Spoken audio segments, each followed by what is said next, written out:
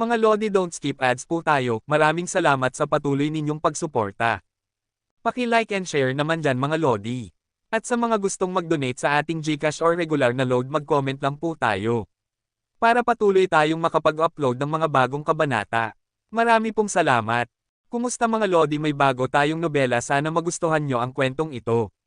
Ito ay kwento ng isang kabataang lalaki na nagkaroon ng mahiwagang mga mata. Simulan natin ang kwento. Kabanata 541 hanggang Kabanata 550. Kabanata 541. Shaohan? Ang Ghost Market ay nahahati sa 4 na pangunahing urban areas: Silangan, Kanluran, Timog, at Hilaga. Kung gusto mong maghanap ng mga matatandang multo, kailangan mong pumunta sa Dongcheng District na nasa jurisdiksyon ng mga matatandang multo. Hindi kita sasamahan kung pupunta ako sa Shicheng District. Mag-ingat ka sa loob. Pagkapasok sa Ghost Market, sinabi ni Lin Janman kay Yehan na hindi sila pareho ng pupuntahan, kaya kailangan na nilang maghiwalay. Sabi ni Yehan, "Pangalawang tiyo Lin, mag-ingat ka rin."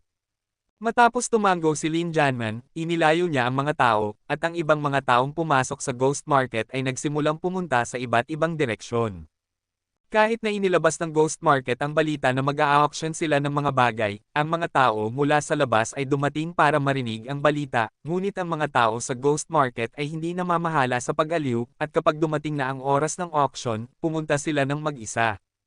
Master Walking, bakit hindi tayo magkasama na pumunta sa Dongcheng District para maaalagaan natin ang isa't isa? Nang marinig ito, tumango si Master Walking at sinabi, "Sige, unang beses ko palang pumunta sa Ghost City, kaya susundin ko ang iyong mga utos at pupunta sa Dongcheng District." Matapos magdesisyon, nagsimulang pumunta ang lahat sa Dongcheng District. Ang Ghost City ay isang lungsod sa ilalim ng lupa, maliban sa nakakakilabot na kapaligiran at sa mga taong naninirahan dito, ang layout ay halos kapareho ng mga sinaunang gusali. May mga tindahan, mga tavern, at mga gusaling pinagmumultuhan. Ang restaurant sa kalye ay puno ng mga taong pumapasok at lumalabas, nakatingin kay Yehan at sa kanyang grupo ng mga modernong nakasuot na tagalabas. Ang mga tao sa Ghost City ay halatang natutuwa. Kahit si Yehan ay hindi makatiis na titigan ng mga malamig na mata na ito, na parang ang pagtingin sa kanila ay parang panunood ng isang juggler. "Dam, ano ang tinitingnan mo, hindi ka ba tao? Wala ba kayong dalawang bola pa kaysa sa inyo?" Hindi kinaya ni First Young Master Tang na titigan ng mga taong ito, at agad na lumingon sa gilid ng kalsada ng may masamang tingin. Sabi, ang lalaking ito ay isang tanga, at ang pinakamasamang bagay para sa iba ay ang makita siyang parang unggoy. Tagalabas, mag-ingat ka sa iyong sasabihin, huwag kang papasok at hindi ka na makakalabas. Matapos marinig ang sinabi ni Young Master Tang, ang mga mata ng mga taong dumadaan sa kalye ay biglang naging mas malamig. "Ang ate mo." Gusto pa sanang magmura ni eldest Young Master Tang ng ilang salita, ngunit binuhat siya ni Yehan. Bago pa siya dito, at kailangan niyang tiisin ang lahat bago niya maging pamilyar ang sitwasyon dito. "Dam, Hanzi, bakit mo ako hinihila? Tinatrato tayo ng mga gagong ito na parang unggoy, dapat natin silang bigyan ng kulay." Sabi ni Yehan, "Huwag mong kalimutan ang ipinangako mo sa akin bago ka pumunta rito, kailangan mong makinig sa akin sa lahat ng bagay, maghanap muna tayo ng matitirhan, at pagkatapos ay dalawin ang matandang multo at tingnan kung ano ang auction sa Ghost Market. Anong mga trick ang ginagawa mo? Ilan, galing ka lang sa Ghost Village. Ang hotel na matitirhan natin dito ay iba sa inyo sa labas. Ang pera ninyo ay hindi umiikot dito. Mahilig kami sa mga dilaw na spindle. Mayroon ba kayong kahit isa?" Sa isang restaurant, tiningnan ng tindero si Yehan at ang iba pa ng may ngiti sa mukha. Kakapasok lang ni Yehan at ng iba pa, at ipinaliwanag na ng lalaking ito ang kanyang sinabi. Hindi siya tatanggapin ni Lolo Mao, at hindi niya hahayaang manirahan siya ng walang ginto. Kasing simple lang yan. Ito ay dapat sapat na. Naglabas si Yehan ng isang gold bar mula sa kanyang bulsa. Sinabi na ni Lin Janman sa kanya ang tungkol sa perang umiikot sa Ghost Market, kaya sinadya niyang dalhin ito. "Hehe, syempre, sumama ka sa akin sa taas." Gaya ng kasabihan, madaling kumilos ang pera. Ang may-ari ng tindahang ito ay isang tipikal na master na nakakakilala ng pera ngunit hindi nakakakilala ng tao. Masayang umakyat siya ng may hawak na gold bar. "Tindero, may gusto akong itanong sa iyo, alam mo ba kung nasaan ang matandang multo?" Nang marinig ito, ang tindero na nangunguna ay natigilan, kumunot ang noo niya at tiningnan si Yehan at sinabi, "Mga tagalabas, bakit ninyo tinatanong si Master Ghost? Sabi ni Yehan, mayroon kaming pagkakaibigan sa kanya, kaya gusto naming magbisita. Pakisabi sa may-ari. Kaibigan pala ni Lord Ghost. Matapos marinig ito, mas time nang ngumiti ang tindero, at sinabi. Mga bisita, kung gusto ninyong bisitahin si Master Ghost, kailangan ninyong pumunta sa Ghost Castle. Kapag walang importanteng bagay, si Lord Ghost ay nananatili sa Ghost Castle buong taon, ngunit kailangan ninyong mag-ingat sa 2 taong ito, itim at puti. Kung gusto kayong makita ni Lord Ghost, hahayaan kanyang pumasok. Kung ayaw kanyang makita, kahit na magsinungaling ka ay walang silbi. Salamat, may-ari, mag-iingat kami. Matapos maayos ang lahat, sinabi ni Yehan kay Master Walking, Master, gaano karami ang alam mo tungkol sa auction sa Ghost Market? Nang marinig ito, kumislap ang mga mata ni Master Walking, at pagkatapos ay sinabi niya kay Yehan, Yehan, sa totoo lang hindi kami gaanong nakakaalam, narinig lang namin ang balita na magkakaroon ng auction sa Ghost Market, at ang balitang ito ay may kaugnayan sa Holy Beast. Kahit hindi ko alam kung totoo ito o hindi, ang pag-iral ng Holy Beast ay sapat na para maantig ang puso ng maraming tao. Bukod pa rito, ang grupo ng mga tao sa Ghost Market ay naghahanap sa paligid ng libingan buong taon. Marahil ay may alam talaga silang balita tungkol sa Holy Beast. Holy Beast, kumunat ang noo ni Yehan. Narinig na ni Yehan ang tungkol sa 4 na dakilang sagradong hayop na umiral noong sinaunang panahon sa China. Hindi niya ito pinaniwalaan. Pagkatapos ng lahat, mula noong sinaunang panahon, sino ang nakakita sa maalamat na 4 na sagradong hayop? Ito ay isang hindi napatunayang alamat. Master, naniniwala ka bang talagang umiiral ang 4 na dakilang sagradong hayop? Nagtatakang tanong ni Yehan. Oo naman. Tumango si Walking Shite at sinabi, kahit na ang pag-iral ng 4 na dakilang sagradong hayop ay hindi pa nakumpirma, may mga maayos na nainggatang mga talaan sa kasaysayan na nagpapakita na ang 4 na dakilang sagradong hayop ay umiiral nga, at ipinasa sa atin sa sinaunang mundo ng martial arts. Tungkol naman sa kung anong uri ng alamat ito, ipinapasa lang ito mula sa henerasyon hanggang sa henerasyon sa pamamagitan ng bibig, kaya hindi ko masabi sa iyo. Naniniwala rin kami. Sa oras na ito, sinabi ni Chen Tianxing, Yehan, ang isang bagay na hindi pa nakikita ay hindi nangangahulugang hindi ito umiiral. Sa katunayan, ang 4 na dakilang sagradong hayop ay hindi lang ang sinaunang mundo ng martial arts ang naghahanap sa kanilang kinaroroonan. Hinahanap din ito ng mga eksperto at maging ng bansa, ngunit hindi ka pa nakakakita ng mga bagay na ito. Kabanata 542. Mga nakatatanda, alam nyo rin pala ang alamat. Mausisa ang tanong ni Yehan. Medyo alam ko lang. Natatakot akong ang aking matandang ama lang ang nakakaalam kung ano talaga ito. Umiling si Chen Tianxing. Sa totoo lang, medyo hindi rin siya makapaniwala, pero napakaraming tao ang sumusunod sa landas na ito. Nang makita niyang wala siyang makuhang kapakipakinabang na impormasyon, tumayo si Yehan at sinabi, dahil may naglabas ng ganitong balita sa Ghost City, malamang malalaman nila ito sa lalong madaling panahon. Bibisita na ako sa matandang multo ngayon, Ginang Senior, Sir, hintayin niyo lang ako sa restaurant. Hanzi, sasama rin ako sa iyo. Tumayo si First Young Master Tang, at palagi siyang nakakaramdam ng hindi komportable sa pagpapalam sa kanya na samahan ng grupong ito ng mga martial arts master. Dito ka lang ng matapat, kaya kung pumunta mag-isa. Sinaman ang tingin ni Yehan si Young Master Tang, at pagkatapos ay lumabas ng mag-isa. Pumunta siya sa matandang multo para malaman ang ilang lihim na may kaugnayan sa kanya, hindi dapat malaman ng masyadong maraming tao. Matapos lumabas sa restaurant, dumiretso si Yehan sa Ghost Castle. Kailangan mo lang tanungin ang lugar na ito sa Dongcheng District. Makalipas ang kalahating oras, nasa harap na si Yehan ng isang matayog ngunit lumang kastilyo. Walang tao sa paligid, ngunit nang lumitaw si Yehan sa loob ng 10 hakbang mula sa kastilyo, may agad na lumitaw. Tigil, sabihin mo ang iyong pangalan, bakit ka narito sa Ghost Castle? Lumitaw sa harap ni Yehan ang 2 mummified na lalaki na may mga baritonong boses. Nakasuot sila ng itim at puti, at puno sila ng nakakatakot na enerhiya. Nagkakalat, walang bakas ng yang energy, sila ay kabilang sa mga multo ng underworld at hindi dapat umiral sa yang world. Nagulat si Yehan nang makita ang 2 taong ito dahil hindi niya naramdaman ang kahit kaunting hininga ng buhay mula sa kanila. Well, ang ganitong uri ng tao ay dapat na patay na tao, ngunit ngayon ay lumilitaw siyang buhay sa harap niya, at kaya pa rin niyang magsalita. Ginamit ni Yehan ang kanyang yin at yang eyes para obserbahan ang 2 tao. Ang nagulat sa kanya ay ang dugo sa 2 tao ay tuluyang namuo, walang bakas ng daloy, at payat na payat sila na parang mga patpat. Gayunpaman, kahit na ang dalawang taong ito ay mukhang mommy, at ang kanilang aktibidad sa buhay ay napakababa, ang kanilang masamang aura ay talagang napakalakas, at ang katawang parang mommy ay marahil naglalaman ng hindi makataong nakakatakot na kapangyarihan.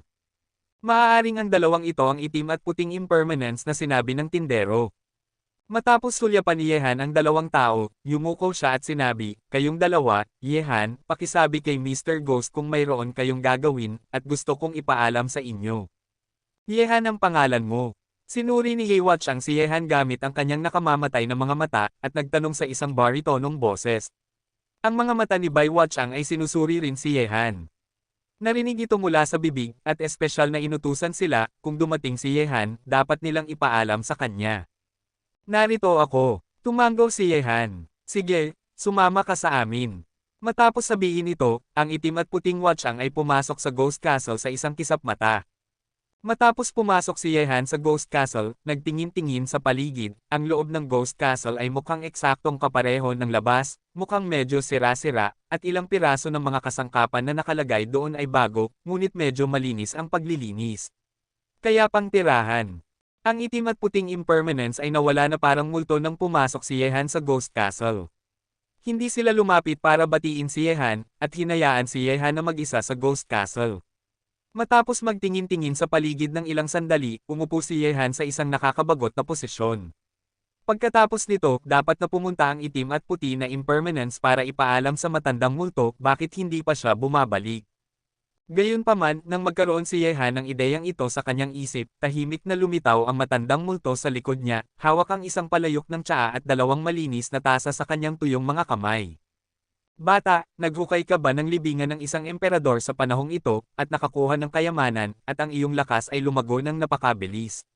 Sa likod ni Yehan, tahimik na narinig ang boses ni Guilao. Nang marinig ito, nagulat si Yehan, tumayo siya at nagmuso at sinabi, "Sabi ko multo, huwag mo akong paglaruan ng ganito, at huwag kang magsalita kapag lumitaw ka, maniwala ka man o hindi, wawasakin ko ang iyong sirang lugar. Kung kaya mo, hahayaan kitang sirain ito ng basta-basta." Umupo ang matandang multo sa upuan sa tabi ni Yehan, inilagay ang palayok ng tsaa sa mesa, at maingat na kinuha ni Yehan ang teapot at nagsalin ng tsaa para sa matandang multo. Isang baso, at sa wakas ay nagsalin ng isang baso para sa kanyang sarili. Sinabi ng matandang multo, "Bata, tila naunawaan mo na, at gusto mong sundan si Master Ghost para maghukay ng libingan ng mga patay sa loob ng ilang araw." Umupo si Yehan at sinabi, "Multo, hindi ko sinabi iyon, at hindi ako angkop para sa trabaho mo." Nang marinig ito, agad na pumutok ang balbas ng matandang multo at tumitig at sinabi, "Kung gayon bakit ka pumunta sa Ghost Market para hanapin ako?" Uminom ng tsaa si Yehan at sinabi, "Una, pumunta ako sa Ghost Market para magtanong sa iyo tungkol sa isang bagay, at pangalawa, sinundan kita dahil mag-a-auction ka ng isang bagay sa Ghost Market. Pag-usapan muna natin ang pangalawang bagay, Master Ghost, anong uri ng mga trick ang ginagawa mo sa Ghost Market? Ano ang i-auction mo? Nakakuha ka ng napakaraming mahuhusay na tao rito. Dapat na ginawa na ni Gio kung G at Luchuan ang sinabi mo." Sinabi ng matandang multo, "Narinig ko rin ito." Ang dalawang matandang ito ay nag-aangking may impormasyon tungkol sa Holy Beast. Tinanong ko rin ito, sila, ngunit itinatago ng dalawang matandang ito. Anyway, magsisimula na ang auction na gaganapin ng dalawang matandang ito, at malalaman mo kapag dumating na ang oras. Hindi mo rin alam ang katotohanan. Tiningnan ni Yehan ang matandang multo at nagtanong ng may pagdududa. Sinaman ng tingin ng matandang multo si Yehan, at sinabi, "Wala sa Ghost City na hindi ko alam. Hindi ko alam kung ano ang ginagawa ng dalawang matandang ito, Jiu Kung Ji at Luchuan, pero alam kong dahil lahat ito kay Jiu Kung Ji na matandang iyon ang gumawa nito, niloko lang siya ni Luchuan, at gusto kong malaman ang sinabi mo, multo, ako rin ang vice-presidente ng Tomb Raider Alliance. Pagkatapos ng lahat, paano ako mapapahiya sa iyo, bata?" Panipi. Ngumiti si Yehan at sinabi, "Master Ghost, bakit ka galit? Wala akong itatanong tungkol sa Ghost Market maliban sa isang ito, pero may pribadong bagay akong gusto kong itanong sa iyo, at sana ay masabi mo sa akin ni Lord Ghost ang katotohanan." Nang makita ang seryosong mukha ni Yehan, seryoso ring sinabi ni Master Gui, "Sige, sabihin mo, anak ko, kung alam ko, tiyak na alam ko ang lahat." Tumango si Yehan at sinabi, "Master Gui, gusto kong malaman kung sino ang mga master na pumasok sa libingan ni Marky Wu 20 taon na ang nakalilipas." Sa kanila, sino sa tingin mo ang pinakamalamang na makakuha ng Guigo Jade? Kabanata 543. Bata, bakit mo tinatanong iyan? Matapos marinig ang mga salita ni Yehan, pinaikit ng matandang multo ang kanyang mga mata. Multo, hindi ko masagot ang tanong na iyan para sa iyo, ngunit ipinangako mo sa akin na malalaman mo ang lahat.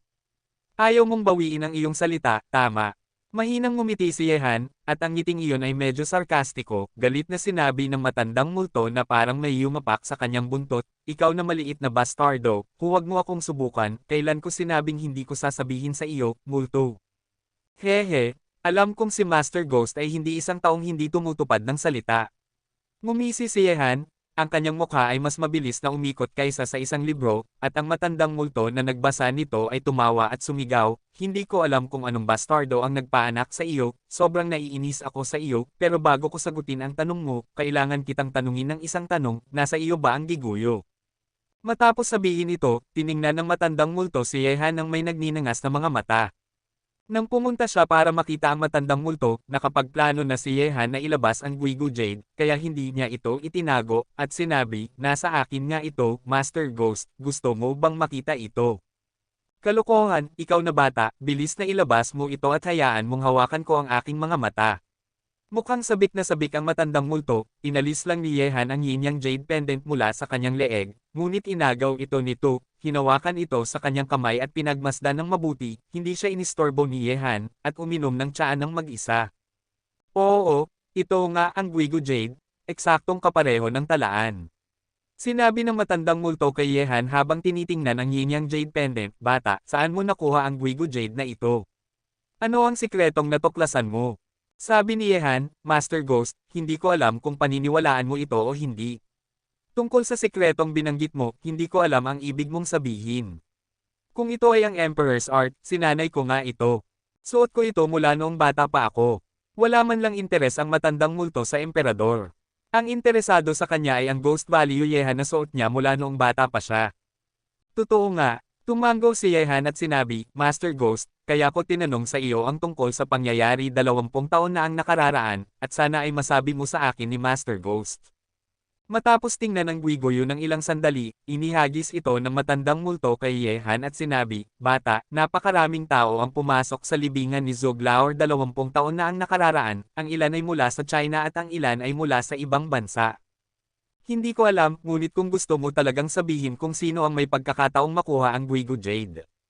Si Wang Fokishan ay isa, ang matandang lalaki na may ilong ng baka ng udang ay isa, ang matandang monghe ng Shaolin ay isa, ang pamilya Nolan at ang pamilya Ji ay isa. Tungkol naman sa mga dayuhang lumahok, ayaw nilang kumuha ng kahit ano mula sa ating lupain, kaya kung gusto mong malaman kung sino ang makakakuha ng Ghost Valley Jade na ito, mahirap talagang malaman, napakaraming posibilidad. Nang marinig ito, kumunat ang noo ni Yehan. Ayon sa sinabi ng matandang multo, wala pa rin siyang gaanong natutunan ngayon. Ngudang Shaolin, Wang Fokishan, pamilya Nolan at pamilya Ji, kahit na may 5 posibleng pamilya lang, saan siya kukuha ng impormasyon. Suriin ito. Ang 5 pamilyang ito ay hindi madaling awayin, hindi ka maaaring pumunta sa pinto para tanungin ang mga tao, sakaling mawala ang Guigo Jade noon at gusto itong makuha muli, kung gayon siya ay isang Zoro na hindi nahuli, at nagdulot ng maraming problema sa halip. Bata, wala ka talagang nakitang sikreto sa Guigoyu. Tiningnan ni Guilao si Yehan at nagtanong ng may kaunting pag-ayaw na sumuko. Nais kong malaman kung anong sikreto ang tinutukoy ni Master Ghost. Walang pakialam na tanong ni Yehan. Sinabi ni Guilao, may alingaw-ngaw na ang pinto ng lahat ng mga kababalaghan ay matatagpuan sa pamamagitan ng Guigo Jade, sayang. Ngunit sa kasalukuyan, ang alingaw-ngaw na ito ay medyo hindi makatotohanan. Ang pinto ng lahat ng mga kababalaghan. Ito ang pangalawang beses na narinig ni Yehan ang 4 na salitang ito mula sa bibig ng matandang multo. Ano ba talaga ang tinutukoy ng mga kamanghamanghang pintuang ito? Master Ghost, ang kamanghamanghang pintuang ito. Tigil, hindi ko sasabihin sa iyo kung tatanungin mo ako.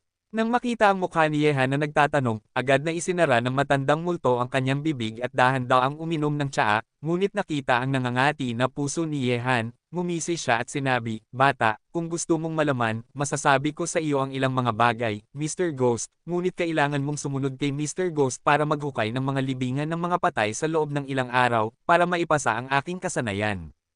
Sige, Ayos lang kung hindi mo sasabihin ito palagi, anyway, hindi ka lang ang nakakaalam nito sa mundong ito. Walang pakialam na sabi ni Yehan ng may ngiti. Kalimutan mo na, hayaan mong sabihin ko sa iyo ng kaunti, baka sabihin ng batang ito na kuripot ako. Uminom ng tsaa ang matandang multo at sinabi, may talaan sa sinaunang aklat na may alingaw-ngaw na bukod sa Emperor's Art, mayroong isang hanay ng mga paraan ng paglilinang sa Guigu Jade, na makakapagkontrol sa dalawang chi ng yin at yang, mahanap ang pinakayin sayang na lugar sa mundo, at ang pinakayin sayang na lugar na ito ay kung saan matatagpuan ang pinto ng lahat ng mga kababalaghan. May talaan pa nga nang matagpuan ni Giguzi ang pinto ng lahat ng mga kababalaghan gamit ang dalawang chi ng yin at yang, nawala siya ng maglaon, ang Guigu Jade na ito ay iniwan para hanapin ng mundo, ngunit sa kasamaang palad walang nakahanap ng Guigu Jade, at matapos ang patuloy na paghahanap, may alingaw-ngaw na napakaraming paraan para mahanap ang pinto ng mga kababalaghan, at hindi ko alam kung alin ang totoo. Kontrolin ang yin at yang chi. Ang mga mata ni Yehan ay puno ng pagdududa. Kahit na nakuha niya ang yin at yang Dharma Eye mula sa Guigu Jade, maaari bang ang yin at yang Dharma Eye na ito ay ang yin at yang Dharma Eyes? Mukhang medyo hindi makatwiran ito, hindi ba?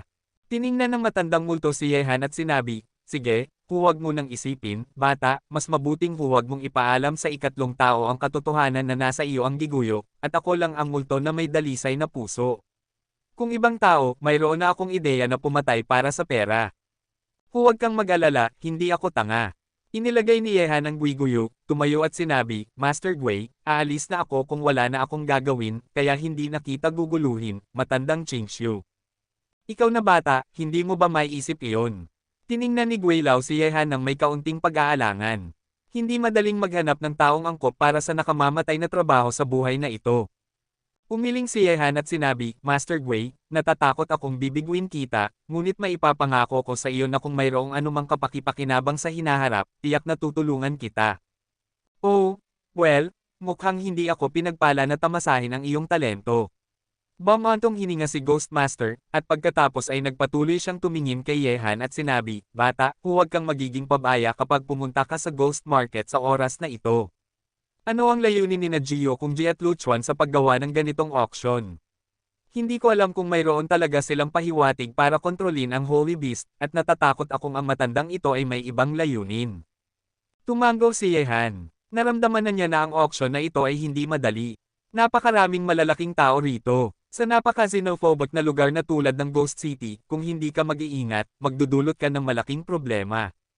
Matapos umalis sa Ghost Castle, bumalik si Yehan sa restaurant. Pagbalik niya sa restaurant, nakita ni Yehan si Bigong Xiaor na tahimik na nakatayo sa koridor.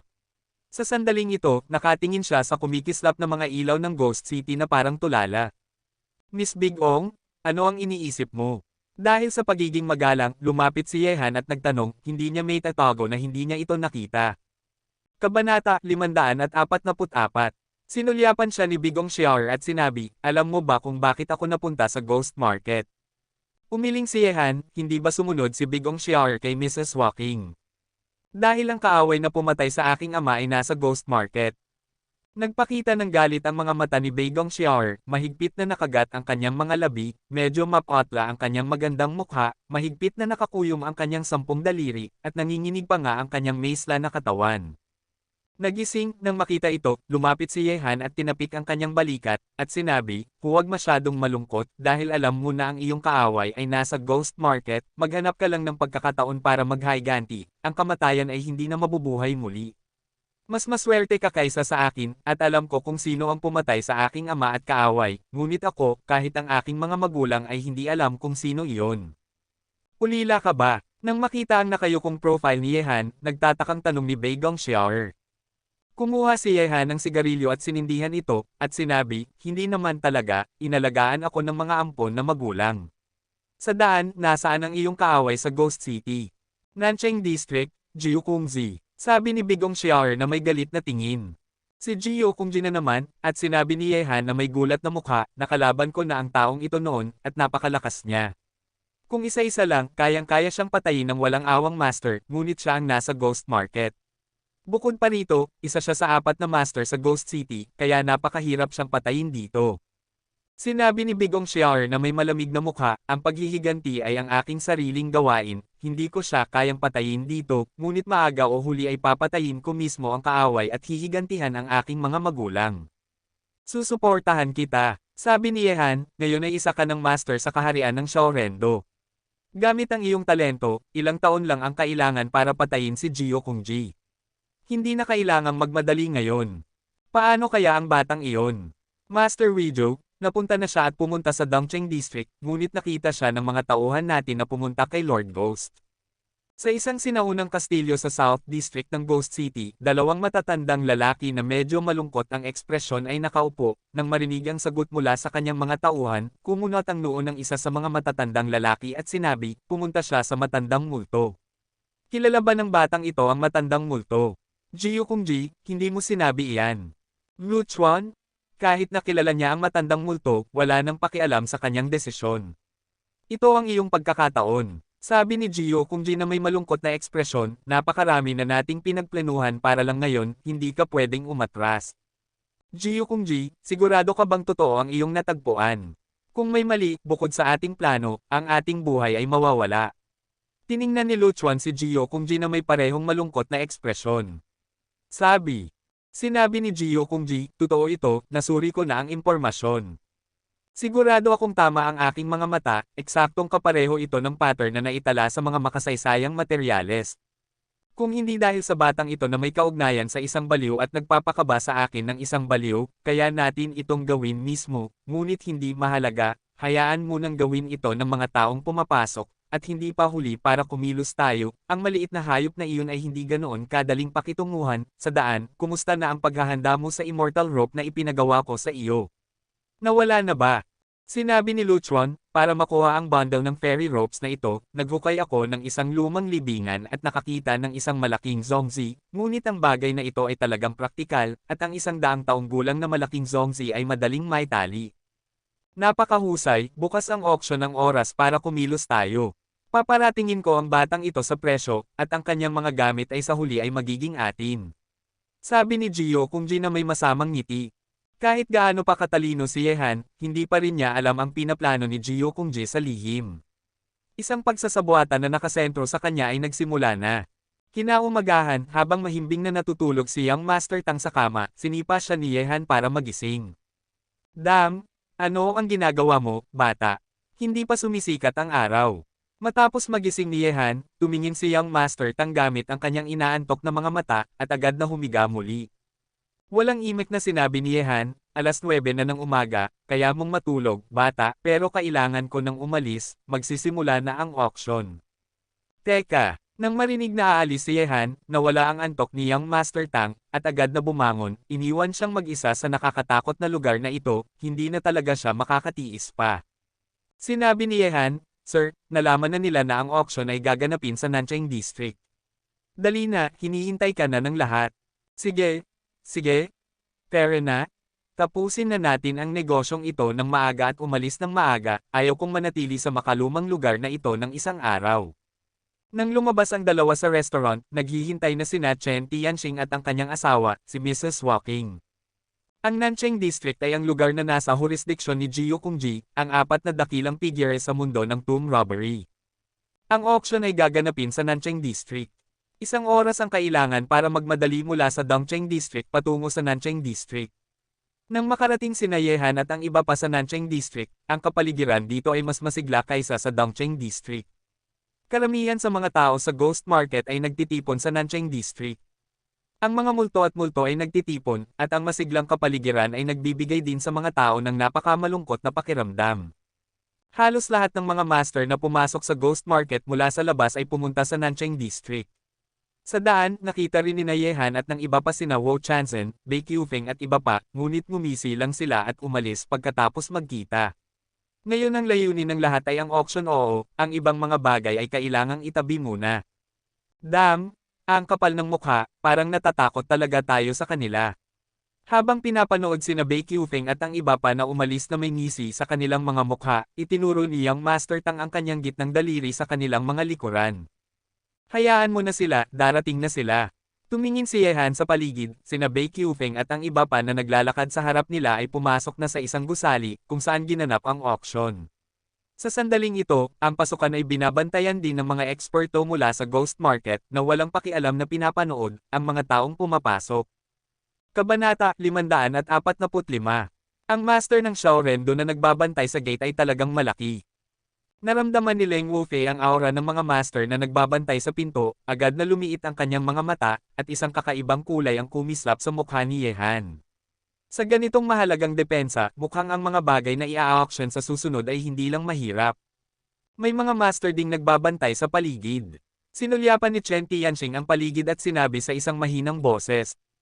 Nararamdaman din ito ni Yehan at ng iba pa, ngunit hindi gaanong nag-isip ang lahat tungkol dito, at maayos na pumasok sa loob. Sa bahay na ito, maraming lumang mesa, at ang mga taong dumating dito ay nakaupo na sa gitna ng mga ito. Tahimik na naghihintay para sa simula ng auction, marami ang mga kasama ni Yehan at ng iba pa, kaya nahati sila sa dalawang mesa at umupo. Ang mga taong pumasok sa Ghost City mula sa labas ay halos narito na, si Merong Heto, Wu Chanzhen, Bei Qiufeng, mga master ng Wudang Shaolin, ang Deputy Head Sword Master ng Wuyu Sword Sect, ilang matatandang lalaki mula sa Xingyi Sect, kasama ang mga multo. Ang ilang mga master sa lungsod, tulad ng matandang multo, at si Huang Quan, ang master ng Five Elements, at ang apat na dakilang figures sa mundo ng tomb robbery, dalawa sa kanila ay narito na, at nagtipon silang lahat. May tatlong iba pang tao na nakaupo ng mag-isa. Ang tatlong taong ito ang pinakamakapansin-pansin. Kahit na narinig na ni Yehan ang kanilang mga pangalan, ito ang unang pagkakataon na nakita niya ang kanilang tunay na mukha. Ang taong nakaupo sa gitna ng harapan ay nakasuot ng puting damit, may maputi na mukha at payat na pangangatawan. Ang kanyang mga tampok sa mukha ay parang buwan sa salamin, na parang medyo mailap at hindi tunay, kahit na siya nakaupo doon, nararamdaman din itong mahirap hawakan. At ang taong ito ay si Chu Xuanji, ang tinatawag na disipulo ng matandang immortal na si Wang Fokishan. Nang makita si Chu Xuanji, kumislap ang mga mata ni Yehan ng may takot. Hindi niya naramdaman ang lalim ng lakas ng taong ito. Ang ganitong uri ng tao ay walang alinlangan ang pinakakatakot. Gumalaw ang kanyang mga mata, at tumama ang mga mata ni Yehan sa isang lalaking nasa katanghalian ng buhay na may mga kilay na lumilipad na nakaupo na parang hari. Ang kanyang makapangyarihang aura ay nagpapatingin sa mga tao sa gilid. Pamilyar na pamilyar si Yehan sa aura ng hari ng kapatagan na si Beiming na may mahabang pana. Marahil dahil naramdaman niya ang pagsilip ni Yehan, ang napakatalas na mga mata ni Beiming Longbo ay tumingin sa posisyon ni Yehan. Sa isang iglap naramdaman ni Yehan na parang nahulog ang kanyang katawan sa isang yungib ng yelo sa sandaling ito, at siya ay nagyelo. Nanginginig ang buong katawan, at ang ganitong uri ng tingin ay nakakatakot, at maaari nitong makita ng lubusan ng isang tao. Gayunpaman, matapos ang sulyap na ito, binawi ni Beiming Longbo ang kanyang tingin. Kung gusto niyang patayin si Yehan, marami siyang pagkakataon, kaya huwag magmadali ngayon. Bakit kaya pinagalit ng batang ito si Beiming Longbo? Naramdaman ng matandang multo ang banayad na pagbabagong ito, sinuri ng kanyang mga mata sina Yehan at Beiming Longbo, at pagkatapos ay lumakad patungo sa posisyon ni Yehan. Sa sandaling ito, pinagmamasdan ni Yehan ang huling tao, ang prinsipe. Ang prinsipe ay may karaniwang hitsura. Wala siyang tala sa kanyang mga mata tulad ni Beiming Longbo, at wala siyang momentum sa kanyang katawan. Sa kabaligtaran, mukhang isang ordinaryong tao siya. Gayunpaman, ang mga taong nakakakilala sa prinsipe ay hindi nag-iisip ng ganoon. Kung magagalit ka, manginig ang mundo sa ilalim ng lupa, at kahit na sina Beiming Longbo at Chu Xuanji ay natatakot sa prinsipe. Bata, pinagalit mo ba si Beiming Longbo? Matapos lumapit ang matandang multo, kinuha niya si First Young Master Tang na nakaupo sa tabi ni Yehan, at umupo sa kanyang pwesto. Tanjina, naghahanap ka ba ng bomba, hindi ba, matandang lalaki? Madaling binuhat ng isang matandang lalaki ang kanyang 200 libra na lalaki, at naging berde ang mukha ni Young Master Tang sa lugar, at ibinuka niya ang kanyang mga manggas at handa ng batiin ang matandang multo. Mataba, maghanap ka ng ibang lugar para umupo. Kinindata ni Yehan si Young Master Tang, at sa wakas ay napasinghap lang siya, at pumunta para umupo kasama ang MA faction. Sinabi ni Yehan, Master Ghost, dahil nakita mo na ang lahat, bakit mo ako tinatanong? Sinabi ng matandang multo, hindi madaling pakitunguhan si Beiming Longbo. Maaari kang sumuko kung makaharap mo siya gamit ang iyong mga kakayahan. Kung lalaban ka ng husto, maaaring magkaiba ang resulta. Sabi ni Yehan, multo, sasabihin ko sa iyo ang totoo, hindi lang siya ang aking kaaway dito, kahit si Jiyo kung Ji at ako ay may sama ng loob, may mangyayari talaga, hindi ka pwedeng lumaban kung hindi ka lalaban. Talagang gumagawa ka ng gulo. Tiningnan ni Guilao si Yehan at sinabi, para sa auction na ito, ang dalawang matandang lalaki na sina Jiyo Kungji at Luo Chuan ay naglagay ng maraming eksperto sa paligid, mukhang para mapanatili ang auction order, ngunit batay sa aking nalalaman tungkol sa dalawang matandang iyon, ang kanilang mga intensyon ay maaaring hindi ganoon ka-simple, dahil may sama ng loob ka sa matandang lalaking iyon na si Jiyo Kungji, dapat kang mag-ingat. Tahimik na tumango si Yehan. Ang pagpasok sa ghost market sa pagkakataong ito ay maaaring ang pinakamasamang desisyon na nagawa niya dahil halos nagtipon ang kanyang mga kaaway na nagparamdam sa kanya na niloloko siya. Parang nararamdaman at pagdating dito, ang pakiramdam sa dilim ay naging mas matindi, ngunit dumating na siya kaya kailangan niyang magpatuloy. Masyado pang maaga para magbigay ng conclusion tungkol sa mga nangyayari. Habang tahimik na naghihintay ang lahat sa auction house, lumitaw si Jiyo Kungji sa backstage ng auction. Lumitaw siya sa entablado na nakalagay ang kanyang mga kamay sa likod, at tumingin sa lahat na may ngiti sa kanyang malamig na mga mata. Sa entablado, nang lumitaw si Jiyo Kungji, halos nakatingin sa kanya ang mga mata ng mga manunood. Ang balita ng auction ay ipinakalat ni Jiyo Kungji, ngunit ang item na i-auction ba ay talagang isang holy beast. Balita. Sa ilalim ng tingin ng lahat, nakita kong sinuri ng mga mata ni Jiyo Kungji ang mga manunood, ang malamig ng ngiting iyon, kahit na anong tingin mo rito, parang hindi tunay.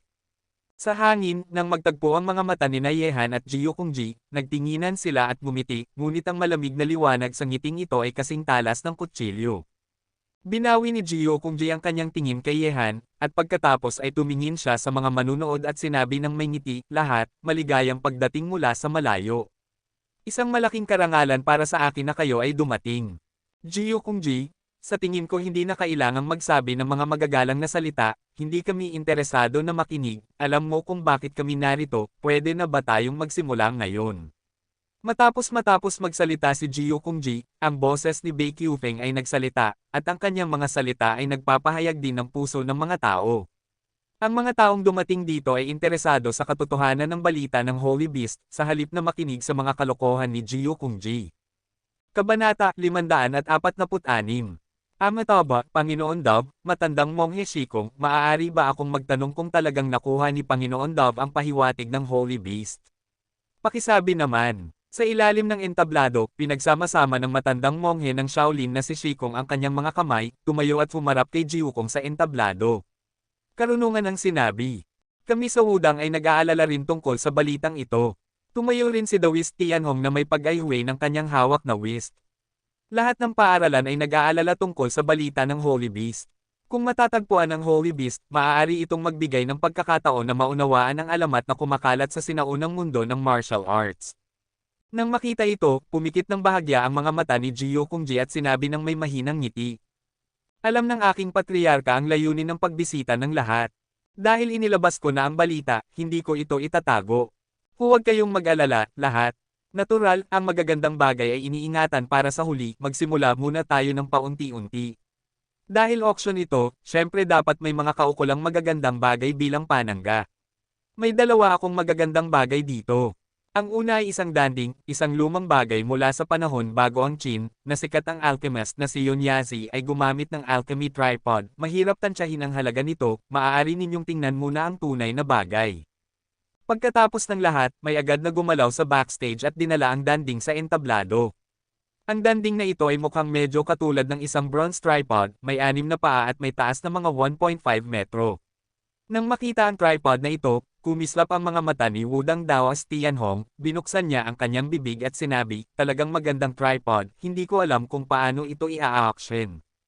Nang marinig ito, tumawa si Jiyo Kungji at sinabi, para sa mga taong tulad natin, ang pera ay isang bagay na nasa labas ng katawan, kaya ang tripod na ito ay kailangang palitan ng mga bagay. Kung makakakuha si Daos Tianhong ng isang bagay na may parehong halaga tulad ng tripod na ito, ako ay matutuwa na tanggapin. Nang marinig ang mga salita ni Jiyo Kungji, kumunot ang noo ni Daos Tianhong, nag-isip sandali at sinabi, nakuha ko ang isang libro ng mga lihim ng Feng Shui nang maglakbay ako noong bata pa ako, at ang mga bagay na naitala dito ay malawak at malalim. Kaugnay, sa tingin ko sapat na ang halaga ng bagay na ito, tama ba? Maaaring ito ba ang lihim na sining ng paglipat ng mga bundok? Ang mga salita ni Dawis Tianhong ay nagpakilo sa mukha ni Jiyo Kungji. Kahit na ang mundo ng tomb robbery ay nasa ghost market, sa mahigpit na pagsasalita, nahahati sila sa apat na grupo. Ang Mojen School, ang Moving Mountain School, ang Ziling School, at ang Fikio School ang apat na pangunahing sekta, at si Jiyo Kungji ang inapo ng Moving Mountain School. Tama, tumanggaw si Dawis Tianhong. Nang marinig ito, isang ngiti ang lumitaw sa malamig na mukha ni Jiyo Kungji. Orihinal na, gusto niya lang simulan ang dalawang kayamanan, ngunit hindi inaasahan, nasangkot niya ang lihim na pamamaraan ng kanyang Shanshan School. Sige, deal. Ginawa ni Jiyo Kungji ang huling desisyon. Sinabi ng matandang multo sa oras na ito, Jiyo Kungji, ang matandang lalaking ito ay talagang mapalad, at nakuha niya ang lihim ng kanyang Moving Mountain School. Hindi interesado si Yehan sa Mountain Moving School. Kahit na nagmamalasakit siya sa tripod, wala siyang mapagpapalit dito. Ang ginto, pilak, at mga kayamanan ay hindi tinatanggap dito, at ang mga ganitong bagay ay walang gaanong silbi para sa mga taong tulad ni Jiyo Kungji. Matapos ang auction ng danding, nagpatuloy si Jiyo Kungji sa entablado at sinabi, ang susunod na bagay ay isang walang kapantay na armas, isang sikat na mahiwagang armas sa kasaysayan, isang armas na pumatay ng mga Diyos ng walang kabuluhan noong sinaunang panahon, ang Breaking Heaven Halberd. Ang sandata na pumatay ng mga Diyos ng walang kabuluhan. Nang marinig ito, nagkilos ang mga mukha ng lahat. Isang walang kapantay na sandata. Napakaraming tao ang namatay sa ilalim ng sandata na ito. Ang mga hindi dugo ay hindi makakapagamit ng sandata na ito. Sa ilalim ng paningin ng lahat, ito sa oras na iyon, lumitaw ang sandata sa mundo, at dinala sa entablado ng dalawang tao, at pagkatapos ay hinawakan ni Jiyo Kungji sa kanyang kamay. Ang heaven-breaking halberd na ito ay mga 2 metro ang haba, at ang hitsura nito ay nagbibigay sa mga tao ng napakabigat na pakiramdam, kahit na ang mga ordinaryong tao ay hindi makakahawak sa sandata na ito. Ang bigat ng masamang espiritu. Tinitingnan ng heaven-breaking halberd sa mga kamay ni Jiyo Kungji, nakatitig ang mga mata ng lahat. Matapos ang higit sa 1,000 taon, ang sandata na ito ay mayroon pa ring nakakatakot na masamang espiritu na naglalabas nito, magiging kapanganakan ng isa pang Diyos ng pagpatay. Amitabha, isang demonyong sundalo ito. Kapag lumitaw ito sa mundo, tiyak na magdudulot ito ng pagpatay. Bakit hindi mo ito ibigay sa akin para dalhin ito pabalik sa Shaolin at daliseyan ng masamang espiritu nito gamit ang Budismo? Si Master Shikong ng Shaolin ay may maawang ekspresyon sa kanyang mukha, pinagsama-sama ang kanyang mga kamay at patuloy na nag-chanting. Pag-chanting ng mga hindi maintindihang mga kasulatan. Master Shikong, mali ang iyong sinabi. Dahil ipinanganak ang mahiwagang armas, natural na makahanap ng angkop na master para dito. Kung ito ay isang mahiwagang armas o isang mahiwagang armas ay nakasalalay sa gumagamit nito. Nagustuhan niya si Chanji sa unang tingin, tumayo siya at sinabi ng may ngiti, Jiyo Kungji, si Dawis Tianhong ay nagpalit ng lihim na pamamaraan ng paglipat ng mga bundok sa iyo para sa alchemy tripod, paano kung palitan ko ang golden talisman sa iyo para sa sirang Chanji na ito? Ano, hawakan ang golden talisman. Habang nagtatapos magsalita si Bei Qiufeng, nanginginig ang kamay ng matandang multo, at biglang naging pangit ang kanyang mukha. Ang paghawak sa gold talisman ay ang simbolo ng kanyang gold touching skull, at ginagamit ito para maitaboy ang masasamang espiritu. Paano ito napunta sa mga kamay ni Bei Qiufeng? Ngunit hindi ito ang pangunahing punto. Kung ang Mojen Talisman ng Mojen School ay mapupunta sa mga kamay ng mga inapo ng Moving Mountain School, hindi lang ito magiging sampal sa mukha ng matandang multo, ngunit magiging problema kung makikilala pa ba ng mga disipulo at apo ng Mojen School siya bilang isang multo sa hinaharap. Hawakan ang gold talisman. Pumikit ng bahagya ang mga mata ni Jiyo Kungji at sinabi, may 2 gold touching talisman ng Mojen School, at ang isa ay nasa mga kamay ng matandang multo. Bei Qiufeng, isa lang ang nasa kamay mo, tama ba? Hindi masama. Tumanggaw si Bei Qiufeng. Pasensya na, kalahati ng golden talisman ay hindi sapat ang halaga, maliban kung ito ay isang pares. Umiling si Jiyo Kungji, walang kabuluhan ang kalahati ng golden talisman, ngunit handa siyang palitan ito kung ito ay isang buong golden talisman. Hindi sapat ang halaga ng paghawak sa golden talisman, paano kung palitan ko ng 2 table task? Sa sandaling ito, tumayo si Yehan at sinabi, kahit na hindi kailangan ni Yehan ang heaven-breaking halberd na ito, angkop ito para gamitin ni Lin Chi. Sa sandaling lumabas ang komento na ito, maraming mga mata ang nahulog kay Yehan, at pinalitan ito ng mga table task. Mayroon ba itong mas mahalagang elixir kaysa sa heavenly breaking halberd? Kung mayroon, natatakot akong walang gustong magpalit nito, dahil ang mga table task ay bihira sa sinaunang mundo ng martial arts, at hindi mo ito mahihiling. Sa kasalukuyang sinaunang mundo ng martial arts, kakaunti lang ang mga taong makakapag-refine ng mga semi-finished na table task. Ang gamot ay maaari pang sabihing wala na, at ang mga gamot na tableta na pag-aari ng iba't ibang sekta sa sinaunang mundo ng martial arts ay naiwan ng nakaraang henerasyon. Sino ang gustong magpalit ng isang napakahalagang bagay para sa isang patay na bagay? Depende yun sa kung anong uri ng elixir ang inilabas mo. Kung ito ay isang bagay tulad ng Shikwan Double One, sa tingin ko hindi mo dapat gamitin ito para lokohin ang mga tao. Pumikit ng bahagya si Gio Kungji at ngumiti kay Ye Hanhan. Napakahalaga ng halaga ng elixir sa sinaunang mundo ng martial arts, at mahirap makuha. Kahit na ang bastardo na matandang lalaki ay napakasasarap nang makita niyang nag-refine si Yehan ng elixir, at nahulog ang kanyang mga mata kay Yehan. Gusto niyang makita kung anong uri ng elixir ang ilalabas niya. Kalmado lang na tiningnan ni Yehan si Gio Kungji, at sinabi, syempre hindi ito isang peking produkto tulad ng Shikwan Double Pill. Palitan ko ng dalawa sa mga table task na ito ang Heavenly Halberd, gusto mo ba? Kabanata 547. Ang elixir na agad na nagpapataas ng lakas sa pakikipaglaban, ito ba ang instant elixir? Sabi ni Dawis Tianhong na may kakaibang ekspresyon sa kanyang mukha, na itala ko ang ganitong uri ng elixir sa mga sinaunang libro ng Wudang, ngunit ang paraan ng pag-refine ng elixir na ito nawala na, Panginoon Ye, interesado ka ba sa ganitong uri ng elixir? Sabi ni Yehan na may ngiti, si Dawis Tianhong pa rin ang mas nakakaalam. Nang marinig ito, kumislap ang isang maliwanag na liwanag sa mukha ni Dawis Tianhong, at sinabi, Benefactor Ye, maaari mo ba akong hayaang tumingin? Siyempre, ngumiti si Yehan at naglabas ng isang instant burst pill at ibinigay ito kay Dawis Tianhong. Matapos itong kunin ng huli, agad niyang pinag-aralan ito sa gilid. Totoo ba ito? Natatakot akong si Dawis Tianhong lang ang may pinakamaraming masasabi dito. Master, totoo bang ito ay isang instant pill? Tanong ng isang disipulo ng Wudang sa tabi ni Dawis Tianhong. Amuyin ito ni Dawis Tianhong sa ilalim ng kanyang ilong at sinabi, mula sa pabango ng gamot, mukhang talagang katulad ito ng nawalang instant explosion pill. Nang marinig ito, maraming tao ang nagkilos. Ang instant explosion pill na ito ay maaaring magdoble ng lakas sa pakikipaglaban sa isang iglap. Para sa mga mandirigma, katumbas ito ng isang life-saving talisman sa isang emergency. Hindi ko inaasahan na mayroon ang lalaking ito ng isang napakahusay na bagay. Pumikit ng bahagya ang mga mata ni Bei Qiufeng at tiningnan si Yehan, na may malamig na liwanag sa kanyang mga mata. Bei Qiufeng, palitan ko ng isang instant explosion pill ang kalahati ng Golden Touch Talisman sa iyong kamay, interesado ka ba? Bago pumayag si Gio Kungji, itinoon ni Yehan ang kanyang paningin kay Bei Qiufeng, hindi masama ang matandang multo, kung matutulungan niyang makuha muli ang Touch Gold Talisman, handa namang gawin iyon ni Yehan, basta kailangan niya ng ganitong tableta, kaya niyang mag-refine ng daan-daang table task anumang oras. Talaga bang handa ka? Tiningnan ni Bei Qiufeng si Yehan at nagtanong. Dahil sinabi ko na, handa akong, depende kung handa ka bang makipagpalit o hindi. Sabi ni Yehan. Sige. Dalhin mo rito ang iyong elixir.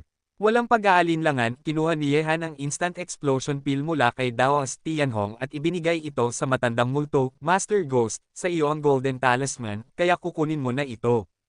Nang marinig ang mga salita ni Yehan, nagulat ang matandang multo, ngunit naunawaan din niya ang ibig sabihin ni Yehan, gusto niyang tulungan siyang makuha muli ang Touch Gold Talisman. Bata, may utang ako sa iyo. Matapos ang palitan sa pagitan ng dalawang partido, patuloy na tiningnan ni Yehan si Gio Kungji at sinabi, kumusta, nagdesisyon ka na ba? Magpapalit ka ba o hindi?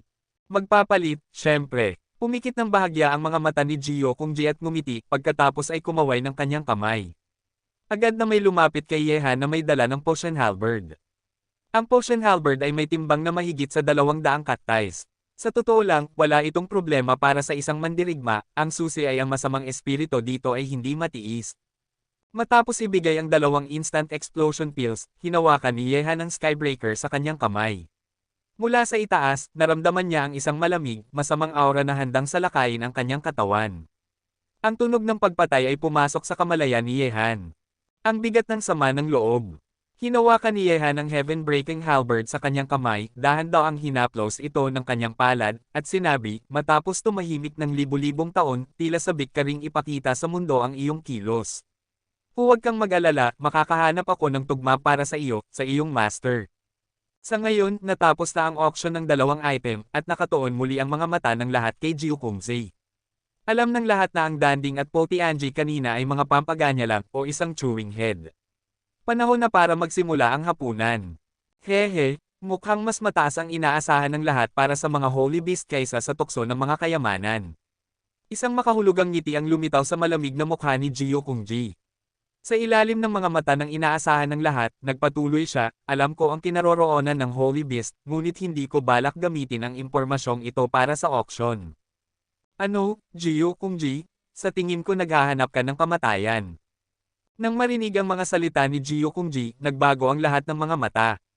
Kahit sina Chu Xuanji, Wang Dichu, at Daming Longbo, na nakapikit para magpahinga, ay nagmulat ng kanilang mga mata, at naging napakatalas ng kanilang mga mata. Pumunta sila rito para sa balita ng Holy Beast, ngunit ngayon, hindi balak ni Gio Kungji na ay auction ang balita. Ito ay isang bagay na nagdulot ng galit ng publiko. Mayroon bang kakayahan si Gio Kungji na tiisin ito? Lahat, maging ligtas at huwag mag-alala. Nadama ang malakas na presyon mula sa hangin, hindi nagbago ang mukha ni Gio Kungji, dahan-daang nahulog ang kanyang mga mata kay Yehan, at ang ngiti sa kanyang mukha ay naging mas malakas pa. Mas makapal ito, ngunit sa parehong oras, may isang malamig na hininga na pinakawalan mula sa kanya, at sinabi niya, hindi ko lang balak gamitin ito sa auction, ngunit hindi ko sinabi na hindi ko balak na sabihin sa kanya. Ang balitang ito, balak kong ibahagi sa inyo. Ibinabahagi. Matapos masabi ang dalawang salitang ito, nagmukhang tulala ang lahat, ngunit gumanda ang kanilang mga mukha. Sa sandaling ito, nagtanong si Bei Qiufeng, Gio Kungji, dahil sinabi mong pagbabahagi, nasaan ang Holy Beast? Nang marinig ito, ngumisi si Gio Kungji, at sinabi, sa totoo lang, ang Holy Beast ay nasa tabi ng isa sa atin, at ang taong iyon, ay si Huadong Yehan. Sa sandaling lumabas ang komento na ito, nagulat ang lahat. Nagulat ang lahat na naroroon, ang Holy Beast ay nasa tabi ni Yehan. Lahat ng mga mata ay nahulog kay Yehan nang hindi makapaniwala, totoo ba iyon? Kabanata 548. Nagulat din si Yehan sa mga sinabi ni Gio Kungji, ang Holy Beast ay nasa tabi niya. Bakit hindi niya alam ito? Nagulat din ang mga mukha ni na Chen Tianxing at iba pa. Ang mga sinabi ni Gio Kungji ay nagpaalala sa kanila ng maliit na tigre. Nang nasa Holy Land of the Gu Master sila, ang tigreng hayop na may dalawang pares ng pakpak ay ang sagradong bagay ng Gu Master. Ang Chiyu Godgu ay hindi natatakot, naaalala pa rin ni Chen Tianxing ang kapangyarihan ng 10,000 hayop na pinakawalan nito, ngunit hindi tinanong ni Chen Tianxing si Yehan tungkol sa pinagmulan ng maliit na tigre. Posibleng ang pinatay na maliit na tigre ay isang Holy Beast, kung hindi, hindi ito magiging ganoon kalakas. Ang mga mata ay naging napakatalas, at sa sandaling ito, si Yehan ay naging sentro ng atensyon ng mga manunood. Gio Kungji, sa tingin ko nagsisinungaling ka. Napakapangit ng mukha ni Yehan sa oras na ito. Kahit na ang maliit na tigre ay isang Holy Beast, ang bagay na ito ay hindi dapat malaman. Dahil sa matinding pagnanasa ng mga taong naroroon para sa Holy Beast, magiging target siya ng panunuligsa ng publiko. Ay target nila siya, at kukunin nila ang maliit na tigre mula sa kanya kahit ano pa man ang mangyari. Kaya, kapag dumating na ang oras, ano ang gagamitin ni Yehan para labanan ang mga master na ito? Chu Xuanji? Wang Dizu? Daming Longbo? Ancient Martial Arts? Hindi, higit pa doon. Kung makumpirmang ang maliit na tigre ay isang Holy Beast, ang buong China ay magugulat, at mas maraming tao ang dadagsa rito. Sa oras na iyon, kahit na may kakayahan si Yehan na maabot ang langit, mahihirapan siyang panatilihin ang maliit na tigre. Ito ay isang krisis para kay Yehan, ang pinakakatakot na krisis sa kasaysayan, isang pagsasabuatan laban sa kanya. Nang maisip ito, nagsimulang maging malamig ang mga kamay at paa ni Yehan.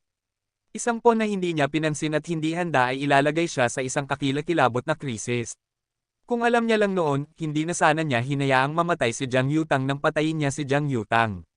Si Gio Kungji ay nakatakas, kahit nahabulin at patayin niya ito ng libu-libong milya, hindi siya mag-aalangan.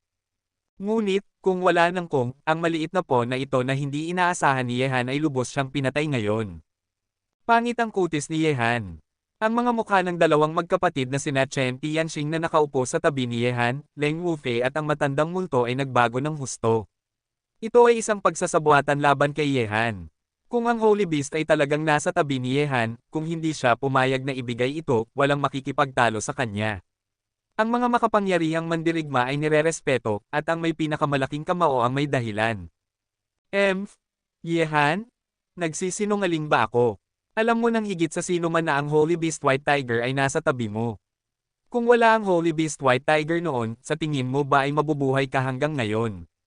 Tiningnan ni Gio kung si Yehan ng may ngisi. Tinaboy siya ng maliit na tigre noong una. Pagkatapos niyang bumalik, nagkonsulta siya ng maraming impormasyon, at sa wakas ay napagtanto na ang kakaibang hayop na tumanggi sa kanya ay ang maalamat na Holy Beast White Tiger. Matapos malaman ang balitang ito, ang unang naisip ni Gio kung ay ang mahuli ang Holy Beast ng buhay at kunin ito para sa kanyang sarili. Ngunit noong panahong iyon, ang insidente kay Merong Heto ay nangyari lang, at nasangkot ang baliw. Ang baliw na nagpoprotekta kay Yehan ay natural na nagpaalala sa mga tao ng baliw na nakatayo sa likod ni Yehan. Sa makatuwid, hindi naglakas loob si Gio kung na kumilos ng walang ingat at nagalit. Ang mga kahihinatnan ng pagpatay sa isang baliw ay kakilakilabot. Sa huli, naisip ni Gio kung ang estratehiyang ito, iyon ay upang akitin ang mga may kakayahang tao mula sa sinaunang mundo ng martial arts sa Ghost Market, at si Yehan sa Ghost Market, upang ang sinaunang mundo ng martial arts at maging ang mga master ng underground world ay makakaharap kay Yehan. Kung papatayin ng mga taong ito si Yehan sa Ghost City, kahit na ang isang baliw ay hindi makakatulong. Kahit na mailalantad nito ang balita ng Holy Beast, wala nang pakialam si Gio kung nakaranas na niya mismo ang kapangyarihan ng Holy Beast White Tiger. Kahit na ang isang malakas na tao tulad ni Baming Longbo ay hindi makakaharap sa Holy Beast White Tiger. Sa pamamagitan lamang ng pagsasama-sama ay posible na masaktan ng husto ang puting tigre. Sa oras na iyon, darating ang kanyang pagkakataon. Ang Immortal Rope ay sinasabing kayang mahuli kahit ang mga Diyos, kaya natural na kaya rin nitong mahuli ang Holy Beast White Tiger. Kapag nahuli na ang Holy Beast by Ho at kinilala siyang master, hindi lang niya mahahanap ang pinto ng mga kababalaghan, gaano karaming tao sa mundong ito ang maglakas loob na harapin siya, si Gio Kungji. Malalaki ang ambisyon ni Gio Kungji, at ang kanyang mga plano ay hindi pa naihahayag, ngunit ang Holy Beast White Tiger ba ay talagang mapapasakan niya sa huli. Ang kakayahan ng isang tao ay tumutukoy kung gaano karami ang dapat niyang taglayin. Kung masyadong ambisyoso siya, maubos siya. Isa-isa na tumitig kay Yehan ng may walang kapantay na lamig at talas, ang nakakatakot na aura ay kumalat ng walang habas sa hangin, ang halaga ng Holy Beast, at ang mga nakakaalam ng mga lihim nito ay mahihirapan na labanan ang tukso nito. Yehan, totoo ba iyon? Malamig na tinitigan ni Bei Qiufeng si Yehan, at siya ang unang tumayo ng dahan-dahan. Kung hindi bibigyan ni Yehan ang lahat ng paliwanag ngayon, natatakot akong hindi na ito magiging madaling umalis. Ibigay mo ang Holy Beast, at patatawarin ko ang iyong buhay. Sa oras na ito, isang nakakagulat na aura ang lumitaw mula kay Baming Longbo. Mas direkta pa siya, naglalakad na siya patungo kay Yehan ng paunti-unti. Sa bawat hakbang na kanyang ginagawa, ang aura sa kanyang katawan ay naglalabas ng madilim na ulap. Ang pakiramdam ng presyon, ang mapanupol na hininga ay nagpapahirap kahit na huminga. Kuya Baming, ang magagandang bagay ay hindi pwedeng ma-monopolize mo. Nakalimutan mo na mayroon ako, Chu Xuanji. Mahinang narinig ang boses ni Chu Xuanji. Isang nakatagong murderous intent ang kumislap. Mukhang hindi pa nagsasalita ang aking prinsipe. Nailantad na ang balita ng Holy Beast. Sa sandaling ito, kahit na ang tatlong Diyos ay hindi na makaupo. Ang mga salita ng tatlong taong ito ay direktang nagparamdam sa maraming tao ng walang katapusang presyon, na parang ang buong auction house ay nababalot ng isang hindi nakikitang presyon. Kasabay nito, Shaolin Wudang, Wuyu Sword School, Xingyiman, MA School, Merong Heto, Wu Chanzen, at iba pa, ang buong auction site, ang paligid ni Yehan ay hinarangan na ng mga taong ito, sina Yehan at ang iba pa ay mahigpit na nakapaligid sa gitna, isang nakakatakot na aura ang kumalat ng walang habas sa maliit na espasyong ito. Sina Yehan at ang iba pa ay nababalot sa aurang ito, at naging napakapangit ng kanilang mga mukha. Ang lineup ngayon ay nagbigay sa kanila ng pakiramdam na wala silang paraan para makapunta sa langit at wala ring mapupuntahan sa lupa. Ang mga mata ng lahat ay nagtatanong sa kanya tungkol sa Holy Beast, kinaroroonan. Tumayo si Gio Kungji sa entablado at pinanood ang eksena na ito ng may ngisi. Ang kanyang plano ay walang alinlangang matagumpay. Ang sitwasyong ito ay nasa kanyang inaasahan na, at si Yehan ay napilitan sa isang sulok. Ha ha ha ha. Isang walang laman na salita lang ito, hindi mo ba talaga pinaniwalaan ang sinabi niya? Tinitingnan ng mapanupol na line-up ng mga eksperto sa paligid niya, malamig na tinitigan ni Yehan ang mga tao sa paligid niya, at walang pakialam na sinabi, kung sasabihin kong ang Holy Beast ay nasa tabi ni na Baming Longbo at Chu Xuanji, paniniwalaan ninyo rin ba ito?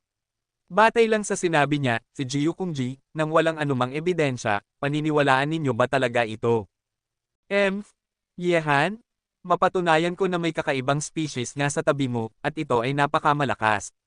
Ngumisi si Wu Chanzen sa oras na ito, sa totoo lang, may malakas na hayop sa tabi ni Yehan, matagal nang narinig ni Wu Chanzen na sinabi ng Black Widow na alala ko na ang unang Heavenly King ay binugbog nito at tumakas ng nahihiya, ngunit hindi kailanman naisip ni Wu Chanzen na ang napakamalakas na hayop sa tabi ni Yehan ay isang Holy Beast. Nang marinig ang mga salitang ito, ang mga mata ng mga taong medyo nag-alinlangan ay naging walang pakialam muli. Kahit na sina Shaolin Wudang, ang mga pinuno ng sinaunang mundo ng martial arts, wala silang anumang pag-aalangan.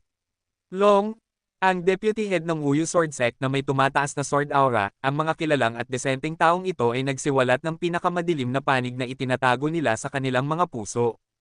Kabanata 549.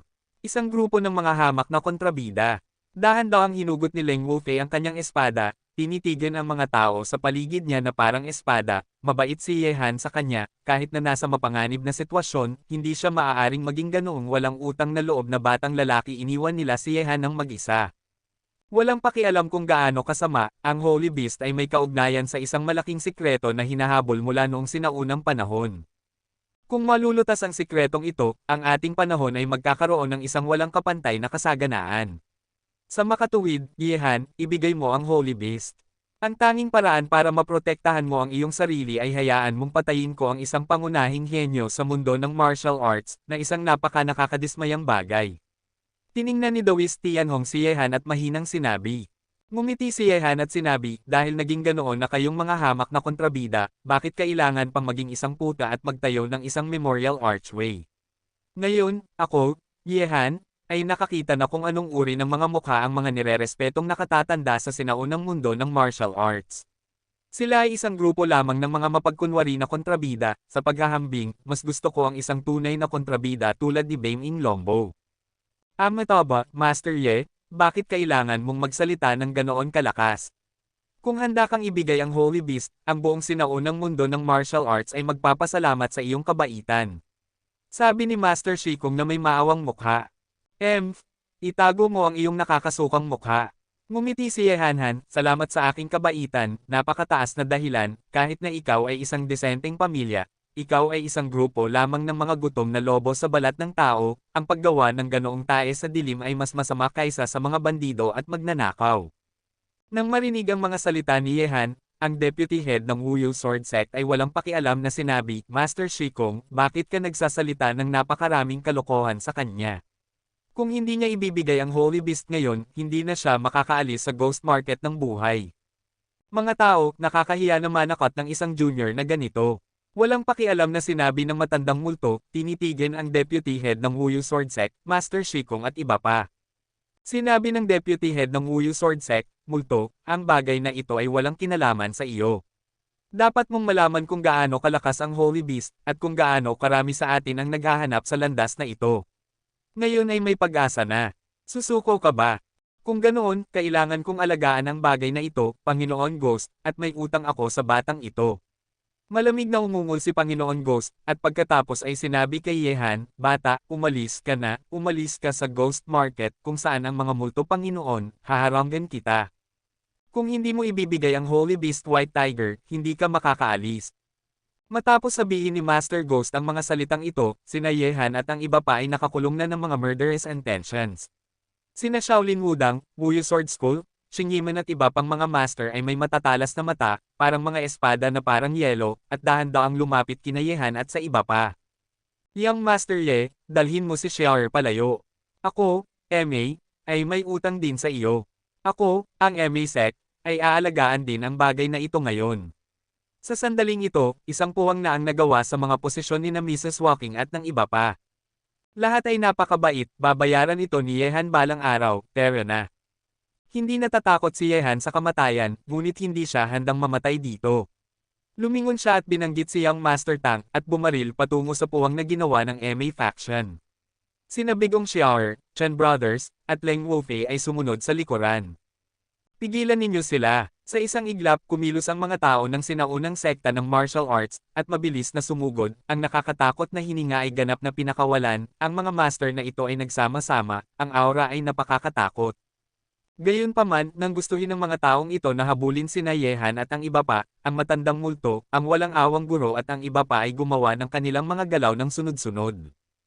Ang mga taong tulad ni Chu Xuanji lang ang makakapigil sa matandang multo dito, kaya siya sa sandaling kumilos siya, ang mga tao mula sa Ancient Wu sect ay agad na hinaranggan niya, at ang apat na walking shite ay kasama rin sa kanila. Ang nakakatakot na pagsabog ng shockwave ay kumalat, at ang buong bahay ay agad na naalog. Ang tatlo kay Chu Xuanji ay walang ginawa. Nang makita ang magulong sitwasyon, ang tatlo sa kanila ay sumugod sa langit, sumaire sa bubong, at tumayo sa bubong. Gayunpaman, sina Yehan at ang iba pa ay hindi pa umaalis, dahil pagkalabas nila sa auction venue, sinalubong sila ng isang grupo ng mga master ng Ghost Market, mahigit isang dosenang master na nakapasa sa rendo, kasama si Lu Chuan, isa sa apat na kakaibang lalaki sa mundo ng tomb robbery. Ang lineup na ito ay medyo nakakatakot din. Damn it, ang matandang bastardo na si Jiu Kungze ay naghahanda na pala. Nang makita ang mga master na lumilitaw sa paligid niya, naging napakapangit ng mukha ni Leng Wufei. Lumabas na, kahit na umagos ang dugo sa mga ilog, hindi ka dapat mamatay sa lugar na ito nang walang silbi. Sinaktan ako ni Jiu Kungji, pagkatapos ay gagamitin ko ang Ghost Hand Luchuan para gumana. Ang gas ay naging isang nakakagulat na pagkapuot, at sa susunod na sandali, sumabog ang kanyang buong katawan kay Luchuan, ang Ghost Hand. Nasa iyo ba iyon? Malamig na umungol si Luchuan, ang Ghost Hand, at inihampas ang kanyang nakakatakot na palad. Ang mga marka ng paa sa buong langit ay parang siyam na yin na puting buto ng mga kuko, at ang tunog ng pagtusok sa langit ay parang isang matalim na espada na umaatake. Boom! Ang heaven-breaking halberd sa kamay ni Yehan ay bumangga sa palad ni Luchuan, ngunit ang resulta ay medyo nakakagulat. Ang kamay ni Luchuan ay nakapigil sa pag-atake ng sky-breaking halberd. Yehan, mayroon siyang mga kamay na bakal at tanso, at ang kanyang lakas ay ang liksi. Matapos magkaharap sina Yehan at ang Ghost Hand Luchuan, agad na ginamit ni Chen Tianxing ang pangalawang pag-atake sa kanya, Bahikuan kilala sa kanyang pagiging mabangis, mabilis na bilis at mabangis na lakas, ang suntok na ito ay parang kulog at kidlat, mabilis at mabangis. Nang makita ito, nanginginig ang braso ni Yehan, at umalis siya na mahigpit na hawak ang heaven-breaking halberd, at pagkatapos ay inihampas ito pababa. Ang heaven-breaking halberd, na naglalaman ng nakakatakot na kapangyarihan, ay tila sisirain ang mundo. Ang nakakatakot na bata, kaya pala siya kilala bilang ang pangunahing henyo sa mundo ng martial arts. Matapos magpalitan ng isang galaw sina Lu Chuan at Chen Tianxing, nakita niya ang mabangis na galaw ni Yehan na bumagsak, nanigas ang kanyang mga mata, at pagkatapos ay ang kanyang bakal na tanso na braso. Pagsuntok ng mabangis, ang makapangyarihang suntok ay muling bumangga sa skybreaker sa kamay ni Yehan. Lu Chuan, hayaan mong matikman mo ang pakiramdam ng pagkasunog. Nahulog ang mga salita, at sa susunod na sandali, biglang binawi ni Yehan ang skybreaker, at sa palad ng kanyang kamay, lumitaw ang natal fire ng Chiyu Godgu, at ang kakaibang apoy ay tila mas maliwanag kaysa sa ilaw ng Ghost City na ito. Nakakatakot ang temperatura ng apoy ay kumalat, at nang ang multo na si Luchuan ay dumating upang pumatay muli, ang palad ni Yehan ay naging kamao, na nabalot ng apoy, at mabangis na binomba ang bakal at tanso na braso ni Luchuan. Bata, head-to-head sa aking bakal at tanso na braso, hinahanap mo ang iyong sariling kamatayan. Ngumisi si Luchuan, at sa susunod na sandali, ang laman na kamao ni Yehan ay bumangga sa bakal na kamao ni Luchuan, at si Yehan ay direktang binomba pabalik ng 4 o 5 hakbang. Ang kanyang mukha ay nagsimulang maging mapotla, ngunit nang handa ng atakihin muli ni Luchuan si Yehan, nagulat siyang matuklasan na ang kanyang bakal at tanso na mga braso ay nasusunog, at ang mga apoy ay sumunog mula sa kanyang mga braso hanggang sa kanyang katawan. Pagkalat, ang napakataas na temperatura ay nagtunaw ng kanyang bakal at tanso na mga braso. Kabanata 550. Damn it, anong uri ng apoy ito? Nadama ang kakilakilabot ng apoy na ito, nagulat at nagalit si Luchuan, at dali-daling sinimulang patayin ang apoy na kumakalat mula sa kanyang braso. Kung ang apoy na ito ay kumalat sa kanyang katawan, mamamatay siya kahit na hindi siya mamatay kalahati ng kanyang buhay. Gayunpaman, nang nagmamadali si Luchuan na patayin ang apoy, muling sumugod si Yehan sa kanya, na parang isang itim na kidlat. Ang skybreaker ay naging isang nakakatakot na matalim na sandata, inaatake ang dibdib ni Luchuan. Medyo kakaiba ang apoy na ito. Mukhang ang batang ito ay may maraming paraan para iligtas ang kanyang buhay. Tumayo si Wang Dichu sa bubong na pumikit ng bahagya ang kanyang mga mata at pinanood ang labanan ni Ye Han at Lu Chuan, ang Ghost Hand. Ang tatlo sa kanila ay hindi pa kumikilos. Lu Chuan, mamatay ka. Sa oras na ito, si Ye Han, na parang isang itim na kidlat, ay lumitaw na sa harap ni Lu Chuan, at ang Skybreaker ay walang pag-aalinlangang tumago sa katawan ni Lu Chuan. Ah, bastardo! Ang kanyang dibdib ay tinusok ng sky-shattering halberd sa kamay ni Ye Han, at ang mukha ni Lu Chuan ay naging mas mapatla. Wala siyang pakialam kung gaano kalaking pinsala ang gagawin sa kanya ng natal fire. Pagkatapos, si Ye Han ay tinaboy muli, at nagdere ng isang bangkos ng dugo. Sa mga tuntunin ng lakas, si Lu Chuan ay mas malakas kaysa kay Ye Han, ngunit matapos matanggap ang dalawang suntok ni Lu Chuan ng biglaan, si Ye Han ay may isang bloodthirsty smile sa kanyang mga labi, dahil sa sandaling ito, karamihan sa katawan ni Lu Chuan ay sinunog na ng apoy ng kanyang buhay. Nalilibutan, sa ilalim ng mga ganitong kalagayan, dahil sa takot sa natal fire, si Lu Chuan ay hindi na mabubuhay. Panginoon Lu, nang makita ang eksena na ito, ang mga mukha ng mga master ng Ghost Market na nakikipaglaban kina Leng Wufei at sa iba pa ay nagbago ng husto, tulad ng mga mukha ng mga tao sa Ghost Market na nanunood ng labanan sa paligid ng auction house. Si Master Lu ay malapit ng mapatay ng batang iyon. Umalis na kayo. Tinitingnan ng mga master na sumusugod sa kanya, sumigaw ng malakas si Ye Han, at ang sky-shattering halberd sa kanyang kamay ay sumipa na parang kulog. Ang mga taong ito ay hindi kasing husay ni Lu Chuan, ang Ghost Hand. Ang master ay pinatay sa lugar. Umalis na kayo? Sa tingin ko nananaginip ka na, napakatagal mo nang nasa spotlight, at dapat mong bayaran ang presyo. Nang makita na sina Ye Han at ang iba pa ay aalis na, gumisi si Bane Ing Longbo, pagkatapos ay umalis sa kawalan, naglalakad patungo sa posisyon ni Ye Han. Ang pagkilos sa auction ay nakakuha ng atensyon ng mga tao sa Ghost Market, at ang labanan sa auction house ay nagpapatuloy pa rin, ngunit alam ni Ye Han na ang matandang multo at ang walang awang guro ay hindi makakapigil sa mga taong iyon ng matagal. Matapos mapatay ang tatlong master sa Ghost City, tiningnan ni Ye Han ang Bane Ing Longbo na naglalakad patungo sa kanya, ang kanyang mukha ay kasing seryoso ng isang bundok. Ang pagharap sa isang malakas na tao ay mas nakakaproblema pa kaysa sa pagharap sa dalawang Lu Chuan. Maaari bang ang paglalakbay sa Ghost City ay talagang kanyang Jedi?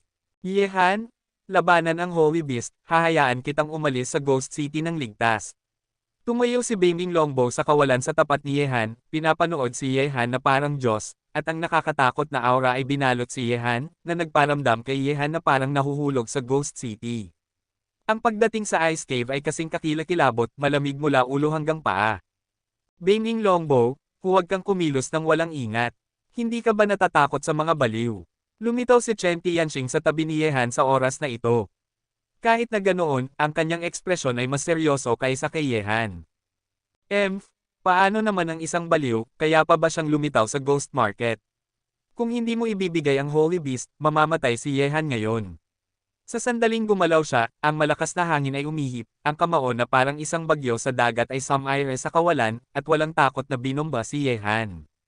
Gamit ang suntok na ito, ang nakapalibot na kawalan ay tila nagyelo, na nagparamdam kina Ye Han at Chen Tianxing na hindi na sila makagalaw, at mapapanood lang nila si Bane Ing Longbo na sumusuntok sa kanila. Ye Han. Nang makita ito, nagbago ng husto ang ekspresyon ni Leng Wufei at ng iba pa, inihagis ang mga master mula sa Ghost City at mabangis na sumugod sa kanila. Gayunpaman, sina Leng Wufei at ang iba pa ay mas mabilis, at may isang figure na mas mabilis kaysa sa kanila. Sa susunod na sandali, ang figurang ito ay lumitaw sa harap ni Bane Ing Longbo. Nagsuntukan ng dalawa, ang nakakatakot na tunog ay parang kulog mula sa langit na binomba ang lupa, nagdulot ito ng sakit sa tainga at pagkahilo. Parehong sina Ye Han at Chen Tianxing ay tinangay ng shockwave na ito, at gulat nilang tiningnan ang prinsipe na lumitaw sa kanilang harapan. Sa oras na ito, pinili talaga ng prinsipe na tulungan sila. Wang Dizo, ano ang ibig mong sabihin? Talaga bang sa tingin mo ay hindi kita mapapagalitan? Ang mukha ni Bane Ing Longbo ay kasing lamig ng yelo. Tiningnan niya si Wang Dizo na hamarang sa kanya, at may lamig sa kanyang madilim na mga mata, murderous intent. Wala itong kawili-wili, hayaan mo lang siyang umalis sa Ghost City ng buhay. Walang emosyong sinabi ni Wang Dichu. Kung gayon, nananaginip ka na. Ngumisi si Bing Longbo, at matapos niyang sabihin ito, si Chu Xuanji, na tahimik sa lahat ng oras na ito, ay lumabas mula sa bubong at mahinahong sinabi, "Tama si Kuya Bing, Wang Emperor Chu, hayaan mo siyang umalis sa Ghost City ng buhay, nananaginip ka na, maliban na lang kung handa siyang ibigay ang Holy Beast, kung hindi, ako, Chu Xuanji, ay hindi hahayaang umalis siya ng buhay." Nang marinig ito, mahinang ngumiti ang Crown Prince at sinabi, "Dahil sinabi ko na gusto kong umalis siya sa Ghost Market ng buhay, gagawin ko ito ng natural. Kahit na mahirap harapin ang dalawa sa inyo ng sabay, susubukan ko. Emperor Prince, mas mabuting huwag kang magsisi." Sa oras na ito, sina Bing Longbo at Chu Xuanji ay naglakad sa kaliwa at kanan ni Wang Dicho ng may pagkakaunawaan, at ang aura sa kanilang paligid ay pinakawalan, na nagparamdam sa mundong ito na mas nakakatakot sa isang iglap. Terena, kaya kung protektahan ka ng isa o dalawang beses, pero hindi kita mapapanatili sa ikatlong pagkakataon. Ang titig ni Wang Dicho ay nakatuon kina Bing Longbo at Chu Xuanji, ngunit ang kanyang mga salita ay para kay Yehan sinabi.